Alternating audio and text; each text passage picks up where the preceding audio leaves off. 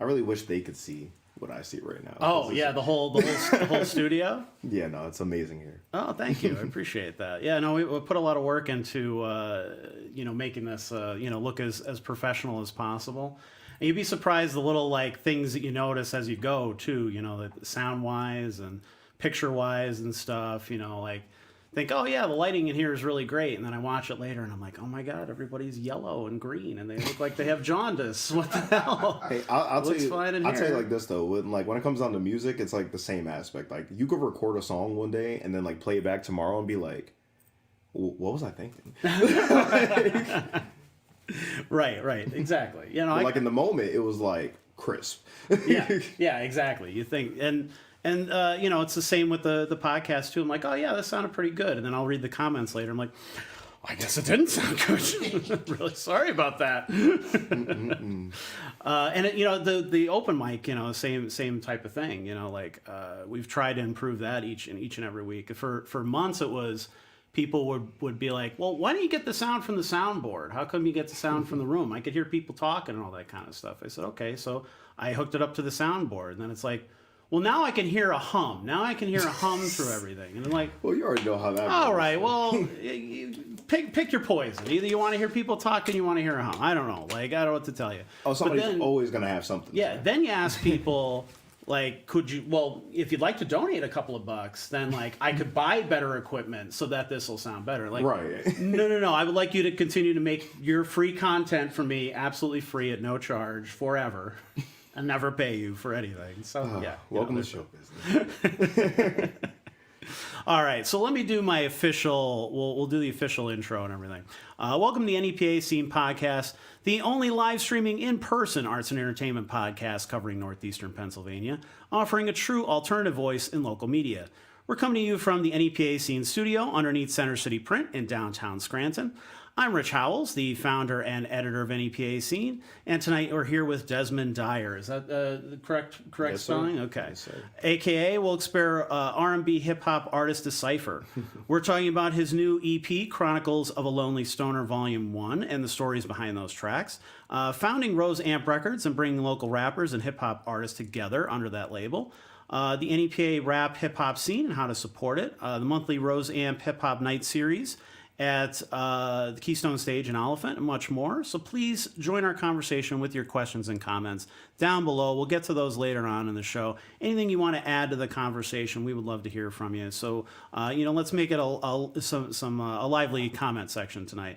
Before we dive in, I want to thank our sponsor, Center City Print, who has provided the amazing studio space for us. We greatly appreciate that. So let me pull up the little ad read here. It'll just take a few seconds. Center City Print can bring your ideas to life in 3 locations: Scranton, Kingston, and Hazleton. These one-stop shops are locally owned and operated, offering high-quality printed products, copy and custom print services, and design solutions to help you, your small business, your nonprofit, your band, your photography, your art project, or any venture thrive. Visit them now at centercityprint.com and use promo code NEPA Scene online or in person for 10% off. I don't think I need to use the bathroom. The second that you don't think, that's when you're going to. But I was just like, man, you should have at least tried. No, I'm sure I'll be good. All right. So, what got you interested in music originally? What made you want to start making your own music?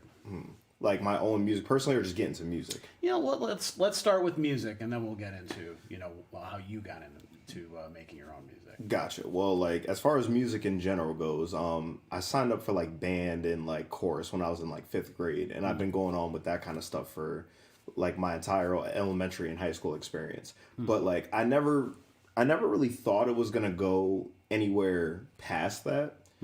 And that's when my cousin, shout out to Ill Nature, he's also a member of Rose Amp as well.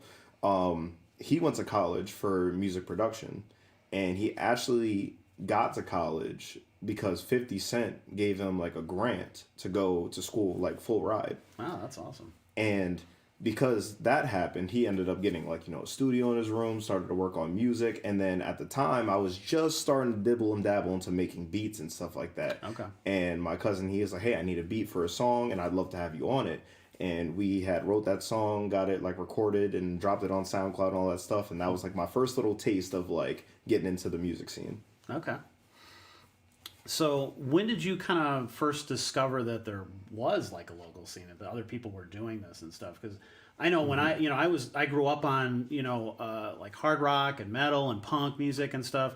And I guess I was just kind of ignorant to the idea that people were actually making it here too. Yeah. That it wasn't just, it wasn't just the national acts coming through to see, but like, yeah, there's people here, some my own age that are doing this. Yeah, for sure. So I wasn't really too sure where to find venues. Like, when I first started making music, shout out to Black Vader, we were doing shows, at like little venues and stuff that we can get a place at. Mm-hmm. And then, after we weren't so lucky with getting too many venues, I just started like trying to find open mic nights, and I was looking around on the internet, asking people around.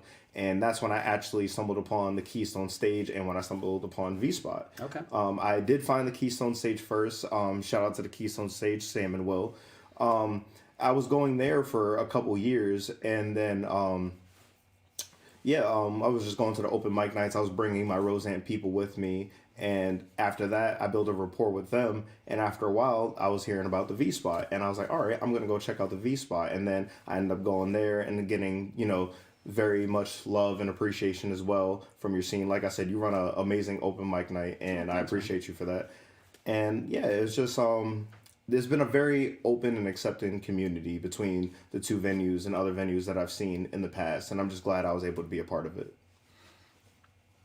So, what would you say, overall, between, the Scranton Wilkes-Barre area, what is the local rap and hip hop scene like? Is it thriving? Are there a lot of different artists? Are there a lot of venues that support this sort of thing? Or is it difficult for the artists to find places? Like, how would you describe it? It is definitely difficult for artists, hip hop artists in particular, to find places to do. Like I said, there is the Keystone Stage and there is the V-Spot, but there isn't too many, to my knowledge anyway, open mic nights that support it or have too many open for everybody. And like, again, not saying that there isn't, but just, it's not as like, if you ask around, you'll hear the Keystone, you'll hear V-Spot, but like, Sure. That's kind of where that caps at. Yeah. But there is a lot of people working on music in this area. Like, as a local music scene, there's a lot of people doing their things right now. Some are really thriving doing their thing, and there's some people that I'm like, yeah, but at the end of the day though, it's just like,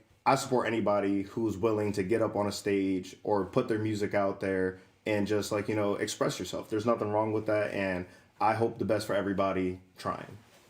Yeah. I mean, my philosophy at the open mic has always been to treat everybody the exact same way. Absolutely. If somebody comes in and they are a guitar virtuoso and they come in there and they're incredible. And then the next person that gets up is like shaking and super nervous, and it's like their second time doing this, and they're not really comfortable in front of people yet.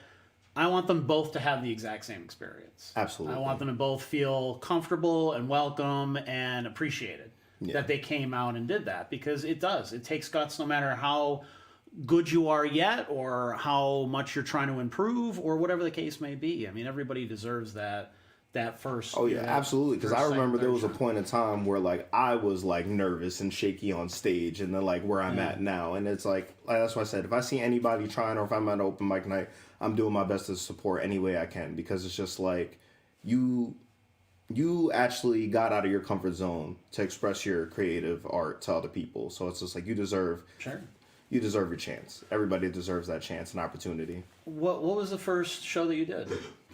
My first show that I did was Make It a White Christmas with me and Black Vader. It was a little Christmas event. It was like a couple days before Christmas, and we got a venue, and what we did was we made it a charitable event where the tickets were $10 at the door, but if you brought like canned food, like donation for toys, like anything that you could donate like around Christmas time, you would get a half price ticket, like canned foods and all that stuff. And we took all that and we brought it to like Goodwill the next day, and it was just like a really good like event. And it was just like so many people supported just at the fact that it was a community event, and I would love to actually do more events like that in the future for sure. Okay. Where was that at? That was at Alibaba's. Okay. There's, actually, at the time, there was a little venue like right outside of Alibaba's. That's where we actually did it. I'm not exactly sure of the name of the venue, but it was a little venue right outside of Alibaba's where we rented it out. That's in Wilkes-Barre. Yeah, in Wilkes-Barre. So what was I remember there being a lot of stuff coming out of there. You know, what was Alibaba's like? Is it still around? No, I believe it like got moved. It was called Encore after a while, but then I'm not too sure if they're doing things now. So, well, back when you were going there, what would you say it was like? It was the only real nightclub in the area at the time. So, like, you know, it was a place that everybody gravitated to, and I'm not going to pretend like I didn't have, like, a lot of good moments with friends and stuff like that. It was definitely a hot spot for Wilkes-Barre for a little bit.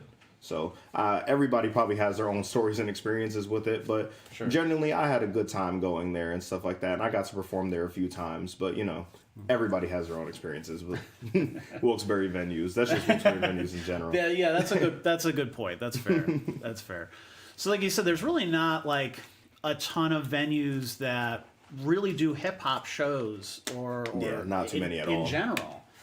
I mean, obviously I can only speak to my experience. I can't speak to your experience, but you know, when I was growing up, there really just wasn't a lot of people of color in the area at all. You know, I grew up in a mostly, you know, white neighborhood, white schools. The one black friend that I made in high school, within 6 months, I was just like, hey, where did he go? And it was like, he moved out of the area because him and his mom just couldn't take just how shitty they were treated by people around there. And I'm like, yeah, okay, that sounds like Scranton. That's about right. Yeah, it's definitely been like changing times as far as like that demographic has gone. Sure, and, like, now for sure it's 100% a melting pot. You see a little bit of everybody going on over here. Yeah, which is great, but I think Scranton has been slow, and I'm sure Wilkes-Barre has been slow to catch up to that and to kind of offer things for everybody. You know, like they make everybody feel like a lot of venues are really stuck with their niches, and there's just like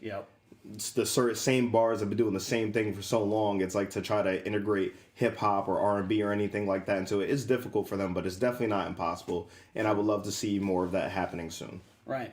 Even the major venues. You know, you talk about like Montage or the Arena and things like that. Oh, absolutely. Every once in a while, they'll get somebody like Snoop Dogg and stuff, and like that's cool. Yeah, but like what about the local scene? Yeah. Absolutely, yeah, and there's definitely, you know, a lot of the you know, one of the things that, and I was talking about this in the last episode a bit with the Holtzman effect. We're finally just starting to see it come back a little bit where the venues that are hosting national acts are allowing some local artists to open, and that is such an important opportunity that I used to see growing up. But then just went away for a really long time. You didn't really see that. So like, hopefully now we're going to start to see more of those venues allowing that, because I mean it's I think that's such an important opportunity that you're just not going to get anywhere else. You know, and it's like, and who does it hurt? Like, what's it doesn't that person's just going to bring more people to see them open for your artist. So like, you're just going to sell more tickets. Even if they're starting early, you know, like at least and then you get to be in front of that audience, and then you get to, you know, put that on your resume, so to speak, and say, hey, look, I opened for, you know, this artist. So, and that's something I hope that like every person who's an up and coming artist gets to experience at one time, is like that type of big crowd and venue. Is just because like it's the dream. It's what we want to do with this, and like what we hope to be at one day. And it's like, you know, and if you get to that point where it's like, oh, I got to open up for this person, it's like, what's stopping me from being the person? Yeah, you know, absolutely. And, you know, getting noticed by the right person. Absolutely. You don't know who's going to be there. You don't know if that artist or an agent for that artist or even just a new fan that would have never found you because you weren't in the right place at the right time. Absolutely. So, your first EP, was Modern Day Romance? Yes. Okay, so that was released in 2018, am I right? Yeah, that was a while ago. Tell me a little bit about that and how that came together. Well, it was actually a school project. Okay. So I went to school at LCC for music recording technology, and our final basically for like the course was we had to make an EP. And because I'm a procrastinator, I waited until the last week before it was due. And I'm panicking. At this point, I'm like, I'm going to fail. Graduation's right around the corner. What am I going to do? Yeah. So I assembled all my friends at the time, like the Avengers, and I just opened up my laptop and I was like, guys, I got 5 beats in 7 days. We got to make something happen. But sure enough, we booked out all the studio time. It was, excuse me. But yeah, we booked out the studio time. We were in there for hours upon hours, constant Domino's orders. It's all we ate for like the week straight. But at the end of it, we got the project done, and that was Modern Day Romance, which was my first official release on all platforms. And at first, I wasn't even going to release the project, but my professor, shout out to Paul St. Clair, one of the greatest professors I've ever met just in general, he came to me after, like, you know, I submitted my project, and he's like, I don't usually say this often, but, like, you know, he's like, I really like what you're doing with this music, and he's like, I think people should hear it. He's like, you know, he's like, I can only make a suggestion, but I think you should release this. And then, like, it was, like, a level of reassurance I didn't know that, like, I needed at that point. And it was just like, it was like for somebody that I looked highly up to, because, like, you know, like, this is my professor. He's telling me about all these accomplishments and great things that he's done in the past as far as music. Yeah. And then, like, you know, for him to be like, hey, I like what you're doing. Like, you should share this with the world. I was like, nah, I need to release this. I did all the research trying to figure out how to get my music on all platforms. Because at the time, like, you know, I didn't know how to do any of this stuff. So I was just like, I need to figure it out. And I did. And that's how Modern Day Romance came a thing. You know, sometimes you just need that one teacher. Yeah. You know, like I've had a few of those in my life. I consider myself very lucky to have that. 'Cause you don't extremely lucky, because I don't know where my music career would have went if it ever even got started if it wasn't for him. So, shout out to Paul. So then your first full length album, Paying for Profit. Yes, that was 2021. Mm-hmm. So how did you get from you know this hastily put together EP to like a full album? Well, ironically enough, that was also kind of hastily put together. Okay. I had been working on some songs at the time, like, you know, in the album, but nothing too crazy, nothing solidified. And to make a long story short, I was dating this girl at the time, and I had this huge date planned. Like, everything was like, you know, blah, blah, blah. I had everything settled out. She breaks up with me on the way over to this date on Valentine's Day. Oh, wow. Yeah, it hurt. It was rough. Damn. So, like, I'm distraught. I'm upset. Like, you know what I mean? Like, I am not having a good day. Yeah. And I just remember calling my friend who had the studio, and I was just like, yo, Jordy, I did book like 10 hours. It's like 10 hours. I was like, 10 hours. I'm on my way. And I booked this 10-hour studio session, and I was like, I'm getting this project done today. And I sat down in the studio and recorded everything from start to finish, made sure everything was mixed and mastered, and finished that album in that single session. And I'm over here thinking, because, like, I put it together so fast, I'm just like, what am I going to call it? And then I was just like, I'm just thinking about the whole situation. I was like, nah, Pain for Profit, because it's like one day, all this pain that I'm going through is going to pay off. And I just thought it was like the perfect theme with the songs and just everything that was going on. And that's how that album came together. That's awesome. So when you look back at some of your earlier stuff, are you happy with it? Are you nitpicking it? Like, what kind of artist are you in terms of, like, so it's do you listen to your stuff again? It's 50-50, because there's certain songs that, like, I'll listen to from past projects, and I'm like, I need to make some more songs like that again. And then there's other songs that I get reminded that I made, and I'm just like, ooh. Ooh. Oh man, like off Modern Day Romance, Friends with No Benefits. At the time when that song dropped, everybody loved it. I hated it. I hated the song. Okay. It was like, because like I told you, that whole project was like rushed together, and that was one that I personally felt was really rushed. Like, I felt like if I had more time with it, it could have been a better song. It could have been a better production, but people liked it, and it was one of those things I just had to accept after a while. I was just like, all right. Yeah. That seems to happen a lot with like bands that have that one hit. Yeah. they never seem to like that song for whatever reason. Yep. Says a lot about popular music in general. Yeah, very true. So it also like it seems like you have this very kind of and I'm maybe basing this on your more recent stuff. You kind of have this very chill, kind of contemplative style and flow. Can you talk a little bit about how that has developed? Well, when I was first making music, it was a struggle to try to find my sound because it's like, I was 18, like freshly getting into this music industry. And at first you're always wondering like, oh, what if people don't like this? Or what if people like, aren't going to accept it and stuff like that. And after a while, I was just like, I can't make conventional music like people want to hear. Like, I don't do the mumble rap. I don't do the like, just talking about anything just to talk about it. Like like in me, in my personal opinion, when it comes down to making music, it has to come from a real place. And after a while, the only thing that really drove my style and how I rapped, I was just like, would I want to listen to this? Like, does this song make me happy? Because like, if I don't like it, how can I expect anybody else to like it? Sure. And like, I'm very inspired by like I love lyricists, like people who actually like put their words together and like they have the schemes and everything like that. That's what I love about music. Like people are able to articulate their thoughts in such a creative way. And like, like I said, I don't care for the music that's just talking about anything. It's just 808 driven and stuff like that. It's just like, it's like, I like to tell a story. I like to come from a relatable place. And it's just like, I want people to feel that when they hear my music. Mm-hmm. And yeah, I definitely get that. And that's ultimately what I just try to go for. So what would you kind of hold up as some of your best work or the work that you're really proud of, the stuff that you really want people to listen to? Definitely All in My Head is a classic. It's one of those ones that like anybody that's listened to that one, like, they always tell me afterwards, they're like, yo, I've been humming that shit all day. Or it was one of those, and it's my most streamed song on Spotify that I have at the moment.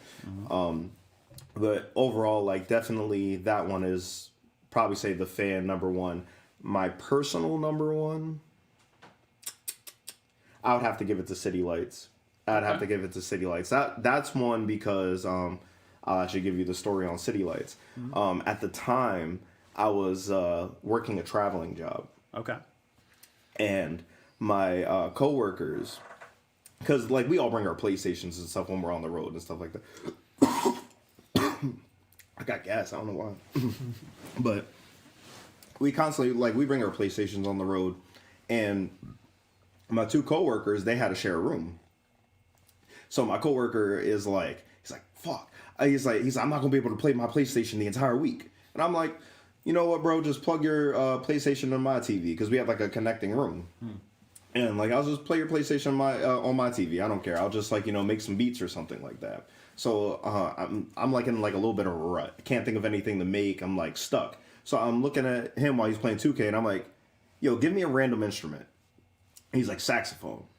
I'm like, all right. So I'm thinking of like, I find a little saxophone sample and stuff. I'm like keying in the beat and everything like that. And I make the beat for City Lights. Okay. Now I don't know what the hell to talk about. So I'm like, all right, I'm going to just bounce this beat. I'm going to go get me some food and stuff like that. I'm going to listen to it in the car, see how it sounds. Yeah. And at the time, I'm in Albany, New York. I'm in upstate New York. And I'm just driving. I'm listening to the beat in the car. And I just see, like, all the city lights. Like I just see, like I'm driving across the highway. And I just see all the lights. There's, like, this big building that was, like, New York Love. And, like, it's, like, shaped like a heart with the lights on the building.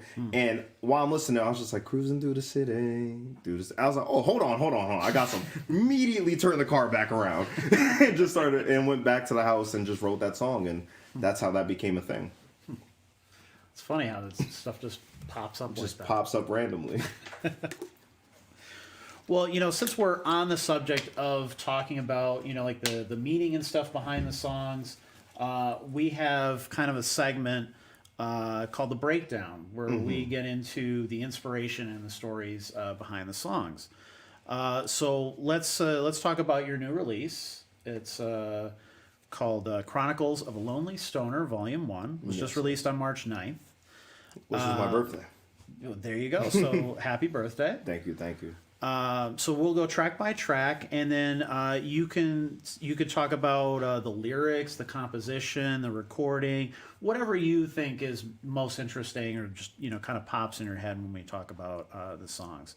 So the first track is High Love. Gotcha. Whew. So High Love. At first I had made the beat for High Love, but I wasn't like too sold on it. Like, I was like, oh, this beat is okay. And I was on the phone with my co-producer and I'm playing him the beat and I'm like, what do you think I could do differently on this? I'm playing him the beat and he's like, you know what, just send me the main melody and I'm gonna just sauce up the drums for you and stuff like that. Sent it back to me in probably like 20 minutes. Like, shout out to Grizzly, probably one of the greatest producers I've ever met and had the pleasure of working with. He's in the Navy actually right now. So like he's doing all this from like the barracks. You know what I mean? Like, so like we're on FaceTime and like, he's sleeping next to missiles at night and then during the day he's making beats.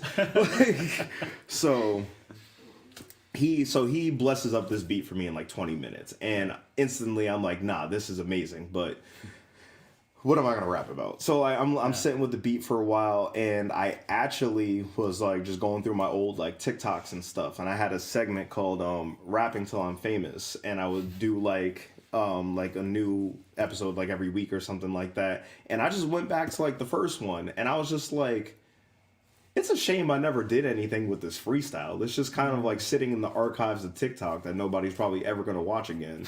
Like, so I was just like, why don't I see if it like meshes together? And sure enough, I took that and it meshed together for at least like the first verse, and then I just wrote a little bit for the rest, and then that's how the first track was created. Okay.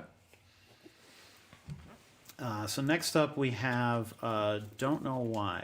I also I noticed the Adventure Time reference in your EP there, so I made sure to bring out a little BMO. That's amazing. Oh man, we'll get to that one too though. But Don't Know Why. That was a beat that I kind of just had sitting in the archive for a long time, and ultimately the song refers to like like a breakup type of situation. If you're gonna get a general vibe from my music, it's basically relationship oriented most of the time, like R&B type of tone. And I just remember like the vibe that I wanted to go for was that feeling of like, have you ever like knew something was over, like you guys like broke up, like you had a breakup or whatever, and that like things like it was for the best. It is what it is. It was for the best. Yeah. But it's just like for some reason you don't know why, they're just still in the back of your mind. And it was just like that was kind of like the general vibe I was going for with that song. It's just like, because we've all been there. Yep. We've all had that feeling. It's just like, why can't I just shake this person off my mind? And like I said, every song that I do, I just want to be able to like to relate to somebody, because like at one point in time I went through that pain, and I just want to be able to like, if somebody's going through that pain and they hear that song, it's like, you know what, I'm not alone. Yeah. And even if it's just that brief moment of just like, hey, somebody gets it, I'm glad I was able to do that. Next up we have Long Drive. Long Drives. That's so far feedback that I've gotten from like the EP, that's been like everybody's favorite one so far. Long Drives is kind of like in the similar concept as the last one, and I also wanted to extend upon the last track, like the similar vibe, keep the theme going, but I also thought of it as like a metaphor, like for somebody who doesn't really know what the next step is. That's why it's like I'm on a long drive and no destination, because sometimes we all feel like we're just trucking on and we don't know where we're going to end up. And overall the theme of this was just like, the overall project is like getting over a breakup basically. And I'm just like progressively getting the steps of like of the breakup through this EP, and that's just where we ended up in the middle. Okay. So it's really kind of maybe not necessarily a concept album, but like kind of built around that whole, sort of. I'm very excited for the visuals coming up soon. I plan on shooting music videos, maybe even like a little short film of the EP, just to tie it all together. Okay. All right, next up we have Inner Thoughts. Inner Thoughts. That was one. This is the only feature on the album. Shout out to Tar. And again, this was one that was when we were going over the concept, it was just like people get lost in thought, and there's just so many ways you could view the world, relationships, and just life in general. And sometimes you're your biggest enemy, and it's just like sometimes your own thoughts are the things that will keep you behind or keep you from moving forward. And it was one of those things where I loved how both of our verses kind of conveyed how we're trying to battle the fight in our own head. And that was kind of the goal for that one. And then the last track is Remember When. Remember When. That one is definitely I would say the peak of, if you said a concept, that would be the peak of the concept involving the breakup. And this is actually a story about the relationship after the breakup. Okay. So this was the I've been hurt and stuff like that. I've been through this pain, and then you meet somebody else, and unfortunately it's you're almost going through it again. And then it's just and the main concept was, it's just we were good at first, and then all of a sudden we weren't. And then it's just that remembers, I remember when things weren't like this. I remember when, but then it's now knowing the knowledge of the situation, not in the moment, it's a sit back and reflect. And I thought it was just the best. I had already released this before the EP because I wanted to do, at the time, this was supposed to be an album, but I ended up condensing it down into an EP. Okay. It's just what ended up working out for the best. But I felt it was the perfect way to cap off the songs that we had. It just wrapped it all together, and it was one of my favorites off the album as well. EP. I'm sorry. But I thought it was a perfect way to just punctuate that project and get the concept overall down. And I'm just excited for future projects as well, that I'll be able to convey more tones like that. And I think it was a solid EP choice. Yeah, I mean, it all flows together great. It's a great listen. I listened to it a couple of times before we did this. I appreciate that. Are you recording all this on your own? Or are you going into a studio? Where are you doing all these? Oh, I actually have a studio in my room. Okay. So I record. I'll usually outsource for mixing and mastering, but I'm working on getting better with that myself. But shout out to Jordy. He's definitely somebody I go to for mixing and mastering a lot. And also shout out to Grizzly again. He's amazing with mixing and mastering as well. But like I said, he's in the Navy, so sometimes he's pressed for time and he's tired. So I try not to bother him too much. But this project in particular, he helped me heavy with the mixing process. And despite him being tired, despite him having everything he was going on, he's like, nah, we got to get this project out here. And he helped me get it done. And I'm just grateful for the people that I have with me on this music journey. It sounds great. It sounds really solid. And I think, too, that, I kind of prefer a little bit of that homemade sort of feel to stuff, too. There's a such thing as overproduction. Oh, for sure. there's so much of that I kind of appreciate that sort of, straightforward sort of sound to it. Yeah. So, since we got through those, you want to we'll do a couple more on some of your more popular songs that are on Spotify. Okay. The Arrogant is one of the big ones on there. Definitely a big one. Yeah. That is something I made not too long ago. I don't exactly remember when I released it, but for a while there was a theme of a lot of sad songs, a lot of R&B songs, a lot of relationship songs, and I just had every now and then I'll get the occasional person. It's all you do is make sad music, and I'm just all right, we can spice things up a little bit. And one thing that I wanted to get across with the crowd for Arrogant was I wanted crowd engagement. I wanted people to feel involved when I'm on stage, and because it's nice to go up and perform a song and people like it and listen, but there's nothing better than being able to look at the crowd, give them some instructions, and make them part of what's going on. And just every time I see people when I do the show, and they're like, oh damn, and they just look so happy, and I'm like, this is what I do. This is why I do this. Yeah.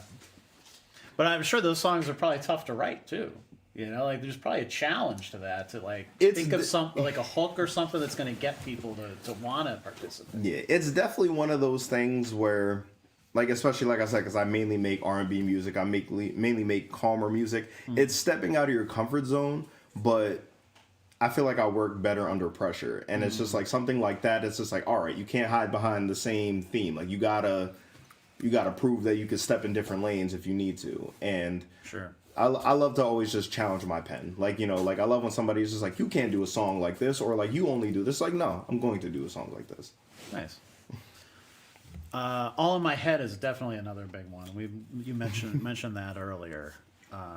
What was the I guess thought going on in your head during that? This one was about one of those toxic relationships where you guys are constantly on again, off again. Like again, the beginning of the song, you know, it starts off with a phone conversation. She's like, "Hey, you want to come over and smoke?" And I'm just like, "I thought you had a boyfriend." She's like, "This never stopped you before."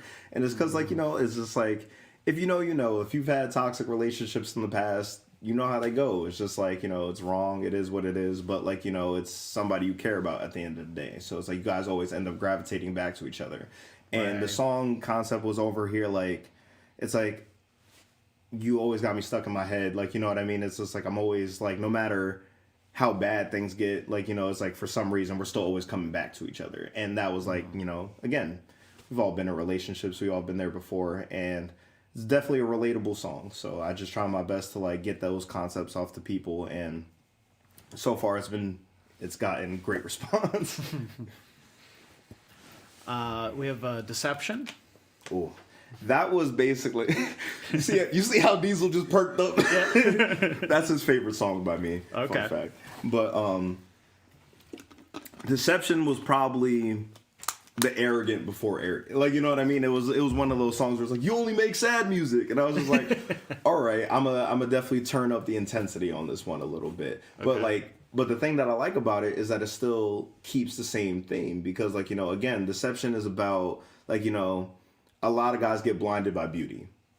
We've all been there before. Sure. And it's just one of those things where it's just like, you know, don't be fooled by her looks, because that's just deception. Like, you know, it's just like you never know what somebody actually is hiding under the surface. And it's just like, don't get distracted.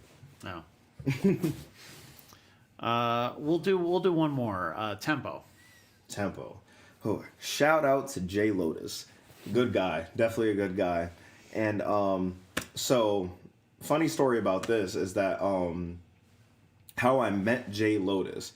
At the time, I hadn't been to open mic night in a while. I was going through a lot of personal stuff, and, like, you know, between my job situation, I just wasn't even in town for a while. And I'm getting calls from Sam at the Keystone. They're like, yo, you gotta check out this new kid, Jay Lotus. You have to check out this new kid, Jay Lotus, and stuff like that. And I'm like, all right, I'm gonna go over there. And I meet with him, and he is such just like a genuine soul. Like, he is a genuinely good person, and it is amazing to just be able to work on music with him. I'm glad that I was able to call him a friend and make him a friend throughout this music journey, because, again, like, before this happened, I didn't know him from a can of paint. And yeah, like, so, like, they call me, like, you know, like, you gotta check him out. And then I met him at open mic night. We had a conversation, and just instantly the vibes were there, and we clicked, and we just worked on like, you know, I was like, we gotta work on a song together. And, you know, he hit me up one day. He's like, yo, you free today? I'm like, yeah. He comes over to the house, like, you know, we load up the studio session and stuff like that. He plays the beat, and instantly I'm just like, nah, I love this. He made the beat for Tempo, and we just start writing immediately, getting into it. We record the song in maybe less than an hour. Wow. And then next thing you know, he took it back with him, got it mixed and mastered, and we released the song. And definitely probably in, like, my top 5 favorite songs I've ever recorded. It's just, like, you know, it's a nice groovy beat, like, the vibes were there. And actually, it has no curses at all, like, you know, which is, like, a fun fact that me and him always talk about. They're like, yo, you know we didn't curse one time in this? It was like, because, like, I am the king of cursing one time in my song. like, there's so many times that I'm like, I could put this on the radio. I could get this song, and then it's just, like, cursed one time. Like, do you have like, I'll be going through to release a song, and it'll say explicit lyrics, and I'm just like, I don't know. Then I gotta listen to the song. Kind of, maybe. Like arrogant, like, in particular. Like, I think the only curse word I said was bastard. I don't even know if that's technically a curse word. So, Okay. it's just like, but yeah, nah. Tempo. It was just like I said. Me and him, we we got that beat. We instantly just started recording it, and easily top 5 favorite songs I've ever recorded. Shout out to J Lotus one more time. Nice. Well, so since we're on that topic, let's get into collaborating and Roseamp and all that. So, where did the idea for Roseamp Records come about? So this is back in college. So I actually started Roseamp with 2 other people. Shout out to Nick and Sam. Eventually, our paths just ended up going in different directions. No hard feelings, nothing bad, no bad fallout or anything. Just, we all just wanted different things from life. And they're like, we see the vision with Roseamp though, so like, just make it a thing. Like, they're like, make it a thing. But before that, right at the very end of our school year, because we were like the dream team. Me, Nick, and Sam, that's like at college, we stuck together. We were there every day. If I was in the studio, these guys were with me. You know what I mean? It's just like, and at the very end of the school year, our professor just looks at us and he's like, I've had a lot of kids come in here. I've been a professor for years. And he was just like, he said, but you guys got something. And he's just like, and I would love to see you guys do that. And I see how you guys just bring artists together, even just in our little group at the school. And he's like, you need to continue to do that. He's like, I'm not exactly sure the direction you guys plan on going. He said, but I think if you guys started your own record company, I think you guys would have something big on your hands. And we were like, I just remember me and Nick, we were just sitting in the room thinking about it. We were just like, oh, like, yeah, that does sound like a good idea. And we're like, well, what do we call it? And I was like, the biggest thing that I want to convey, like if I'm going to get a group of artists together, if I'm going to get a team behind me, the biggest thing that I want to represent is growth through music.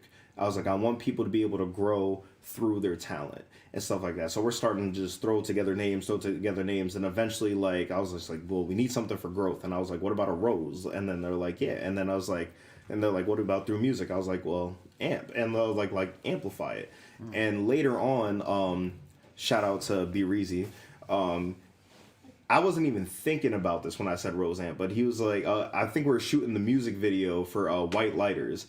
And in the behind the scenes, he was like, yeah, he's like, Rose AMP, any means possible. And it was like everybody in the room, it was like a light bulb lit off on their head. I was like, how have we never, how did that never come across? And I was just like, overall, the name Roseamp just had to be destined. It's just what it needed to be. And I love my entire team. Shout out to Legend Blue. Shout out to Benji V. Shout out to Sour Diesel. Shout out to Grizzly. Shout out to everybody on the Roseamp team. We got Burke for the Win visuals. I could go on and on. But shout out to the entire Roseamp team. And I love every last one of those guys. So I know from experience that organizing artists can, be difficult, challenging. Herding cats is usually the metaphor that I hear a lot. So what are the challenges of kind of bringing all these different personalities together under kind of a unified idea? Well, one thing I will say is that I love every last one of these guys, but they all have their own explosive personality. So that's the biggest hurdle right there. Sure. It's having just so many people from so many different... Diesel's dying over there. But no, it's just having so many people from so many different backgrounds and upbringings and individual like stories between all these people. But as much as I would love to say that they're challenges, I wouldn't want to do these challenges with anybody else. It's just like, as crazy as they could be sometimes, as, whatever's going on, we're all just a family. And that's ultimately what I do this for. It's like I'm doing this for my family, and I'm doing this for, like, unification. I want to bring people together through this. But... So what does Roseamp Records do for these artists? How are you able to get them out there, or what are the benefits of being part of Roseamp? So what I do for everybody in Roseamp is that I produce and I help them record and I help them get their music on all platforms. Okay. And I'll find the venues and stuff like that, like Keystone Stage, V Spot. I'll go out and find these places and stuff like that. And the second I find them, I'm like, guys, over here.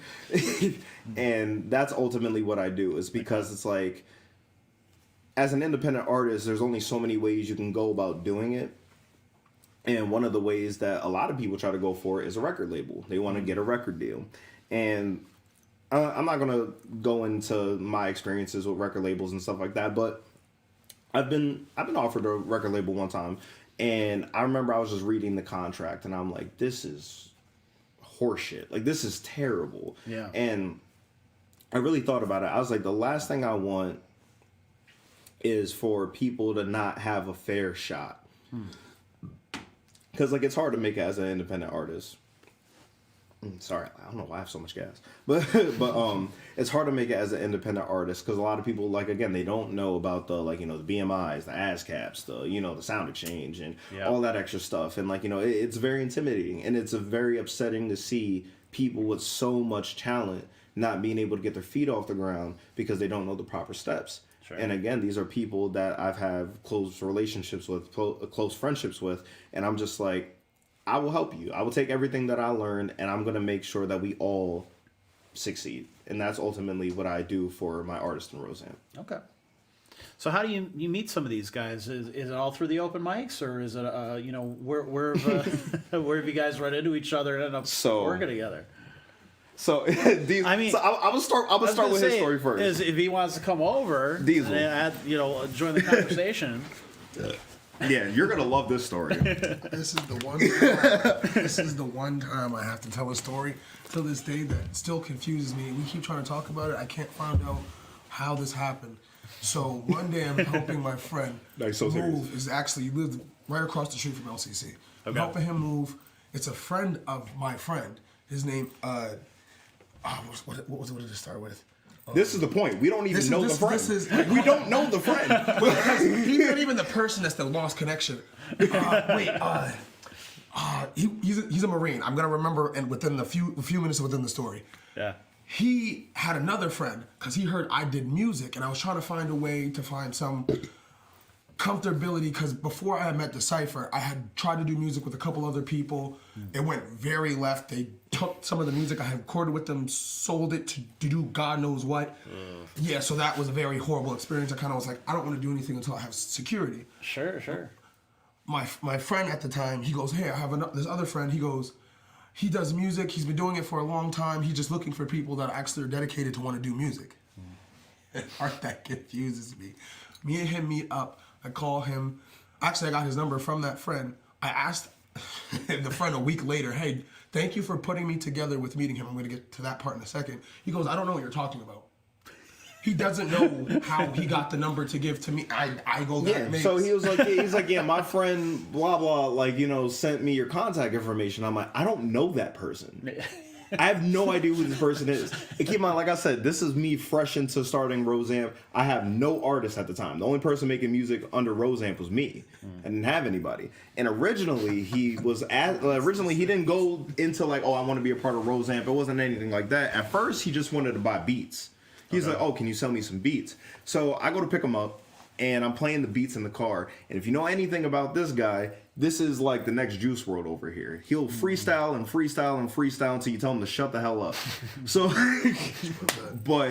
I just remember, I was just like, oh, well, what kind of beats do you like? He's like, well, just play me what you got, and like, you know, I'm gonna just see if I like them or not. So I start playing some beats for him in the car. Guys just starts freestyling like a maniac. Like, you know what I mean? And I was just like, and he's going off and he's not stopping. So I'm playing beat after beat after beat, and we're just driving. We were supposed to go somewhere. We just go to Duncan. We never made it to Duncan.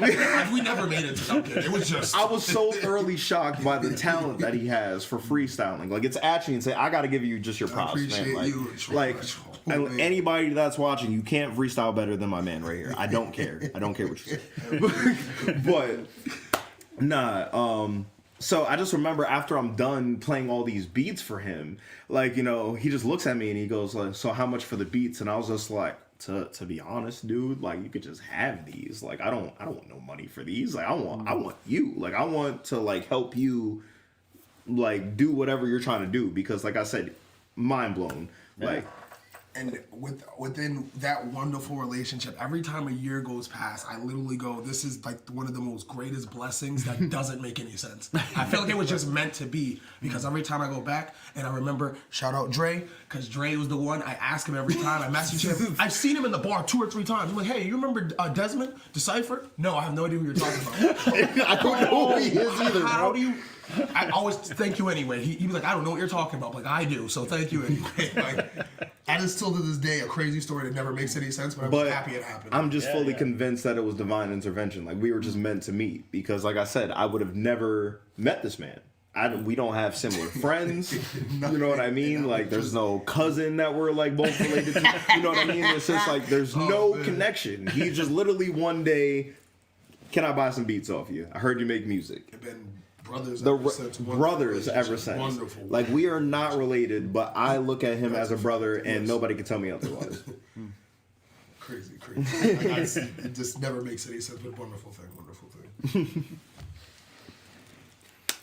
So then how did you turn this into kind of a monthly hip-hop night at the Keystone Stage? So at the time, I had been going to the open mic night for like 2 years straight. I'm talking every Monday. Didn't miss one unless I was like dying of illness. Like, I was going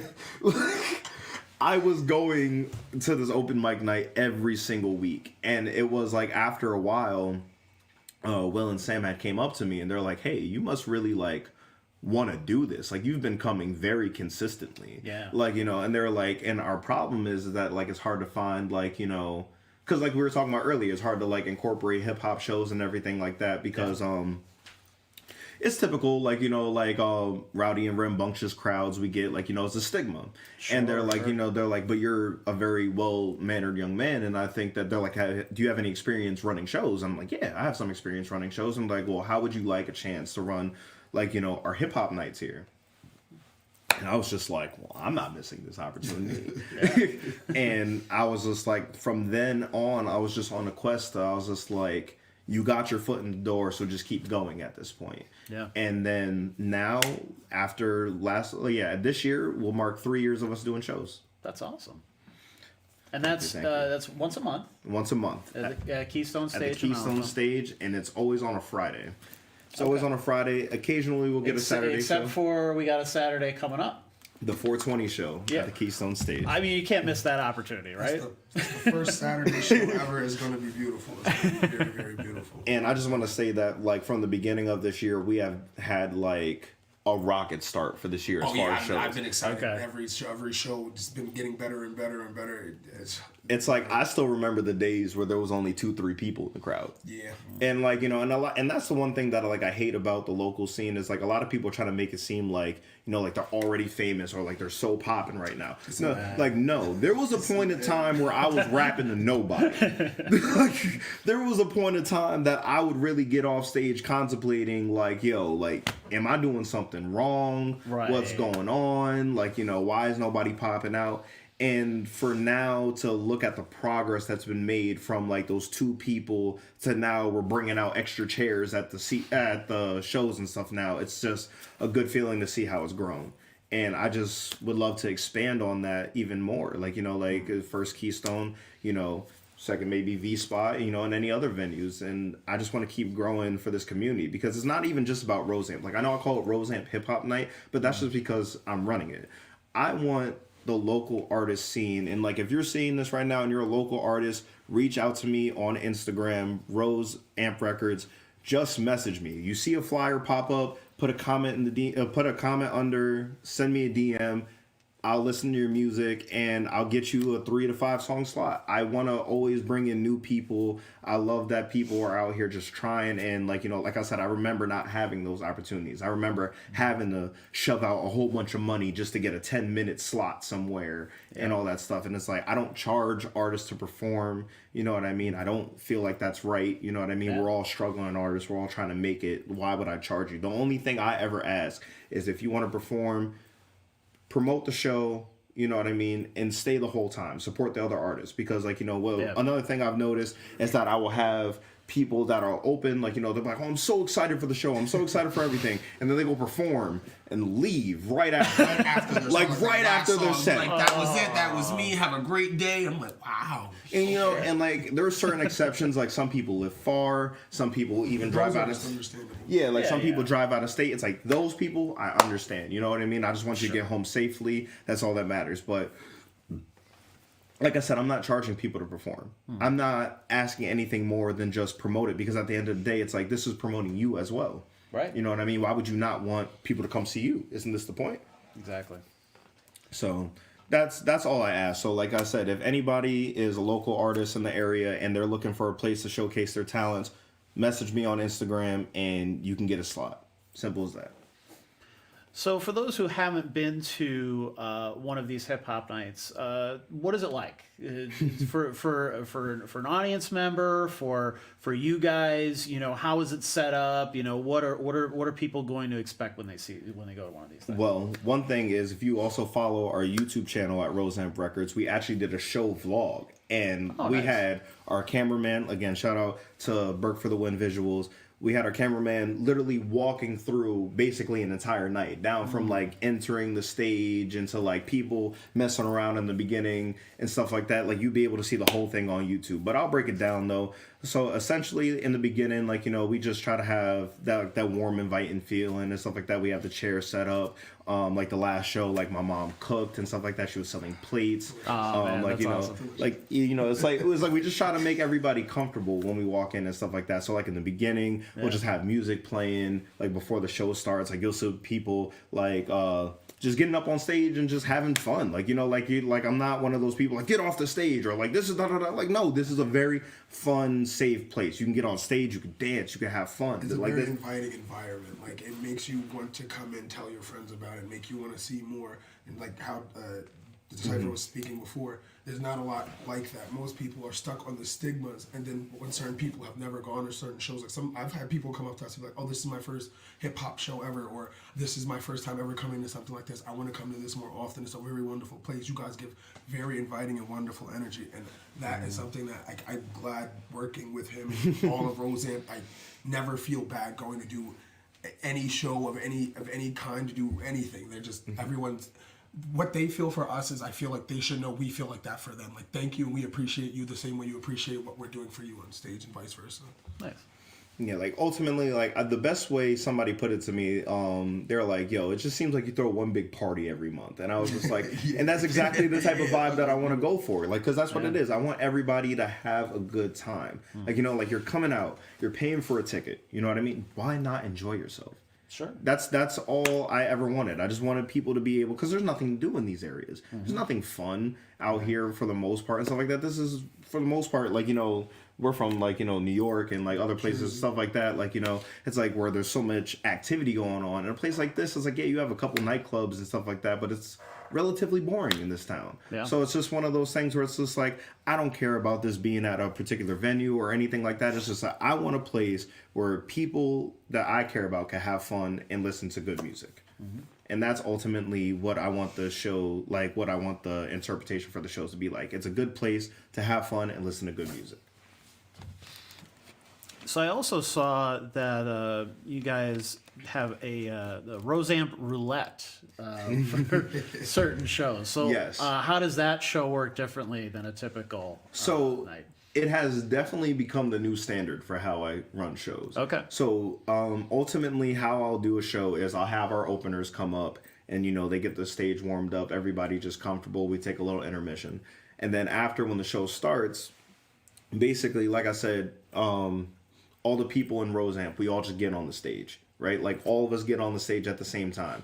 And I'll take all the music that we've been working on, whatever songs that I want to put in for the night, and I put it in one big playlist, and I kind of just shuffle it.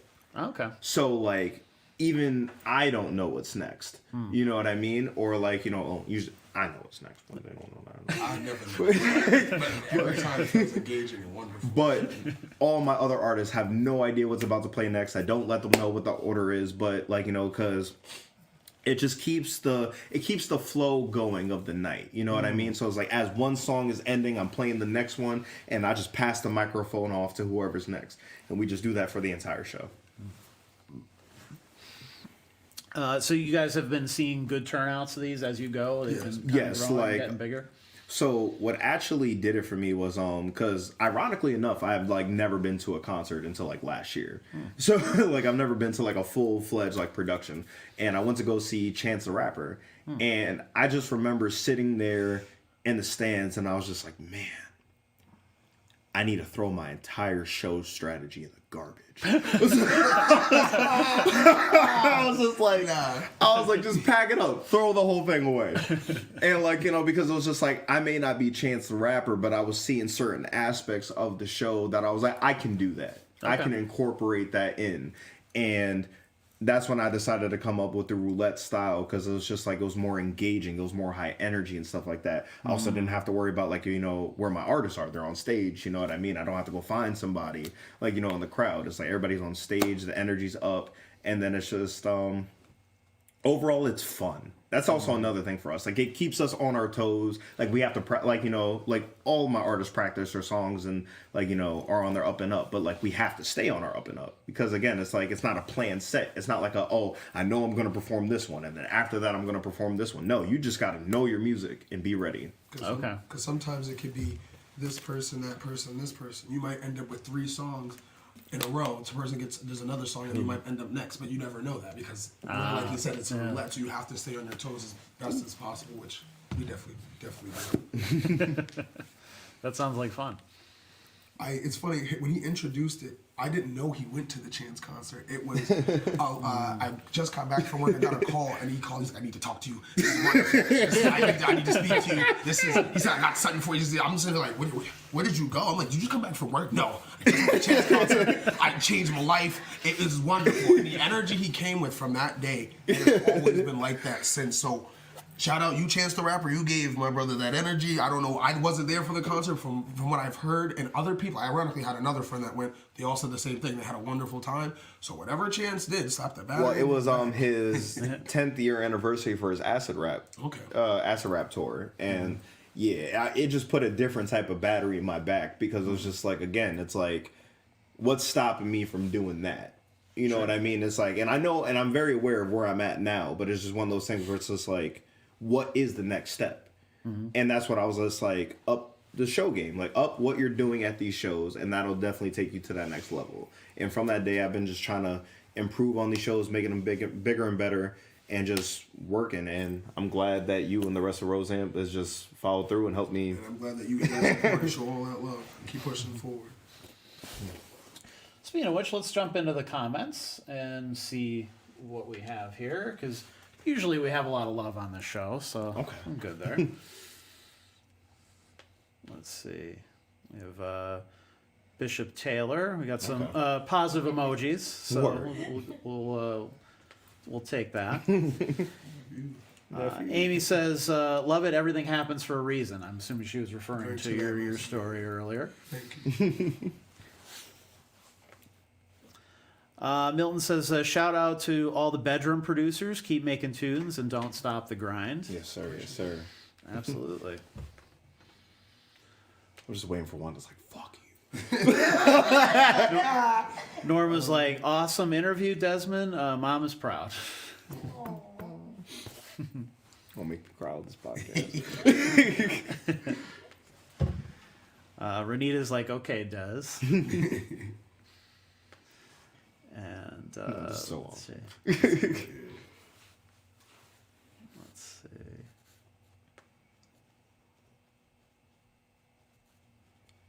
Ramundo Band says, I see you, broski. All the real ones too did.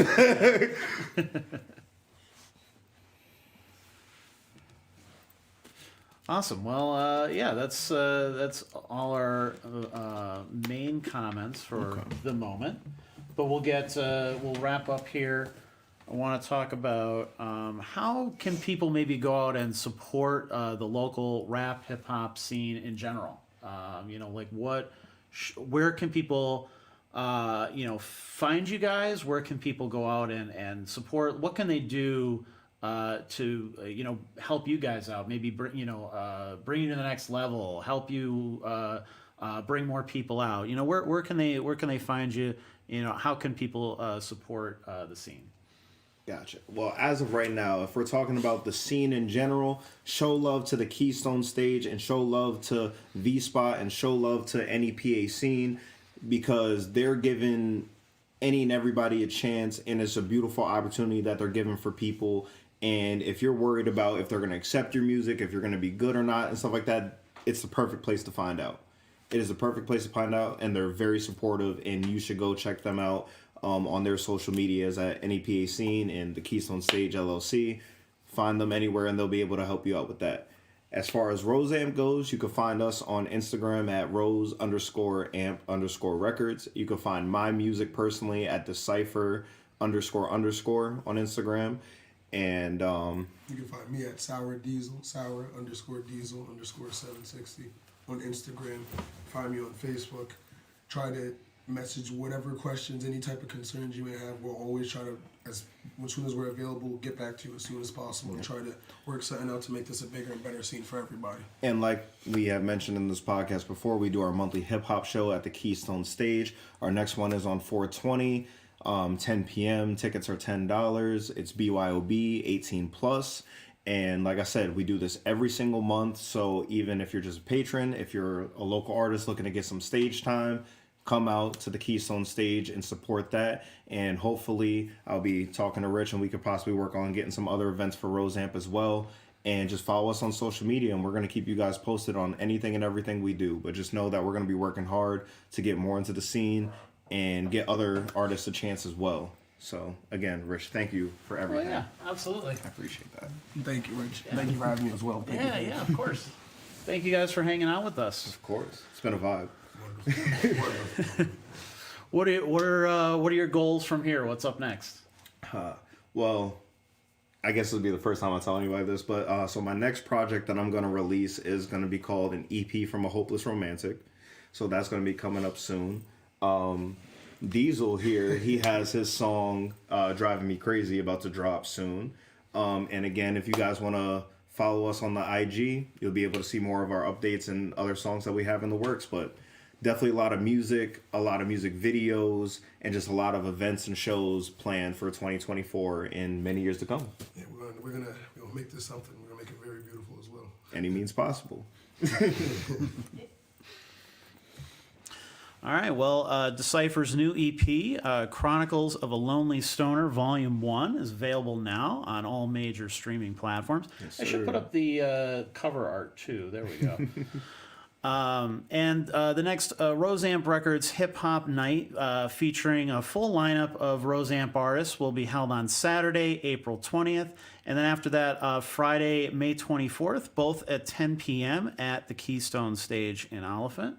Sir. The show is 18+, BYOB for 21 and over, and tickets are $10 at the door. So make sure you go out and support local rap, support local hip hop, support local R&B. Definitely, I would say underserved genres in our community. We need to see more of those shows come about. And that's got to happen by people actually showing up and showing that people will support these things. Because at the end of the day, I think a lot of venues, they're just looking at numbers or just looking at money. Yep. and maybe, Keystone and V-Spot aren't that way, but there are a lot of other ones that are. And I get that from a businessman perspective. Totally understand that. But in the same aspect, let's prove them that we can do it. If we can get a group of people coming to Keystone and V-Spot, other venues are going to see that and realize what they're missing out on. So if you guys want more hip-hop in the scene, you got to be the change you want to see. Absolutely. All right. Well, thank you so much for tuning in. If you enjoyed the show, please make sure that you're doing all those good algorithm things, like, share, comment, all that stuff. Same with their music. Like, share, comment. Don't just stream it, but let people know that you are streaming it and that you're enjoying it. Get that stuff out there for these guys. So we will see you here next Wednesday for another episode of the NEPA Scene Podcast. Thank you to Erin behind the scenes for being our producer tonight. I think she did a great job. This is our first one, so hopefully more to come. And we will see you here next Wednesday at 7 p.m. for a new NEPA Scene Podcast. Have a good night, everybody. Peace out.